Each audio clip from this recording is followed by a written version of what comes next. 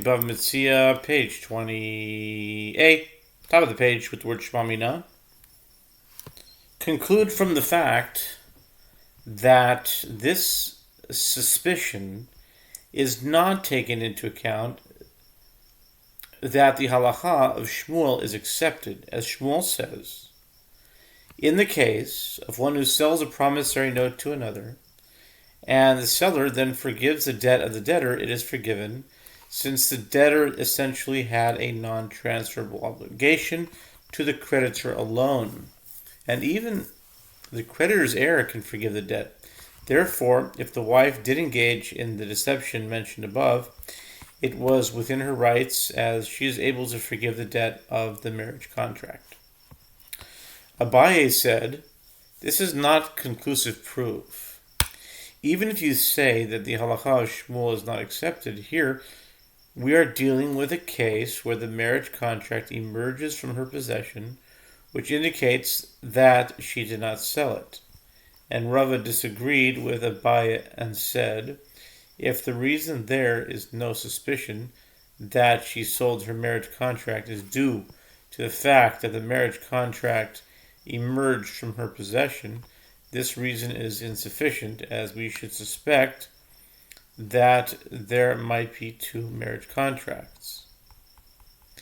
And Abaye said in response, first, we are not concerned about the remote possibility of two marriage contracts, and furthermore, even if there is only one marriage contract, which was sold before the receipt was given to the husband, the receipt is valid, as a receipt can be used to repossess property from the time it was written, even if it was given on a later date. In saying this, Abaye conforms to his standard line of reasoning, as he says that once a monetary document is written for someone, the document's witnesses, with their signatures, acquire it on his behalf. New Mishnah. The Mishnah says, if one found documents of appraisal of a debtor's property for the purpose of debt collection, or documents concerning food, which were drawn up when one accepted upon himself to provide sustenance for another, documents of chalitza, or documents of refusal of a girl upon reaching majority to remain married to the man to whom her mother or brothers married her as a minor after the death of her father, or documents of beururin, a concept that will be explained in the Gemara, or any court enactment, for example, a promissory note that has been authenticated by the court. In all of these cases, the finder must return the document to its presumed owner. If one found documents in a hafisa or in a deluskema, both of them are types of containers, or if he found a roll of documents or a bundle of documents, he must return them. And how many documents are considered to be a bundle of documents? It is 3 that are tied together. Rabban Shimon ben Gamliel says, if the documents make reference to loans of one person who borrowed money from 3 people, the finder must return them to the debtor, as they were presumably in his possession before being lost.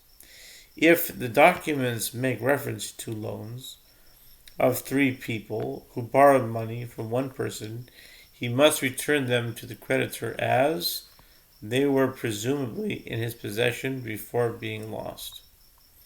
If one found a document among his documents that were given to him by other people as a trustee, and he does not know what its nature is, in other words, he does not remember who gave it to him or whether the debt mentioned in it has been paid, the document is placed aside until Elijah the prophet comes and clarifies the issue through his prophecy.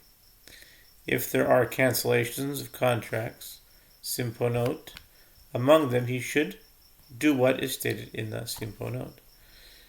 Gemara, the Talmud says, what is meant by documents What is meant by documents of Beirurim?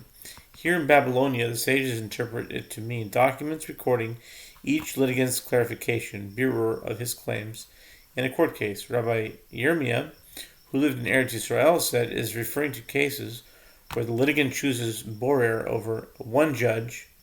He chooses one judge, and that litigant chooses one judge, and they choose the third judge for the case. The two litigants sign a document in which they declare which judges they chose. The Gemara addresses that which the Mishnah states, and with regard to any court enactment, the one who found it must return it to its presumed owner. The Gemara relates, there was a certain bill of divorce that was found in the court of Rav Huna, in which it was written that the bill of divorce was written in Shaviri city, which is located on the Rakis River. Rav Huna said about this,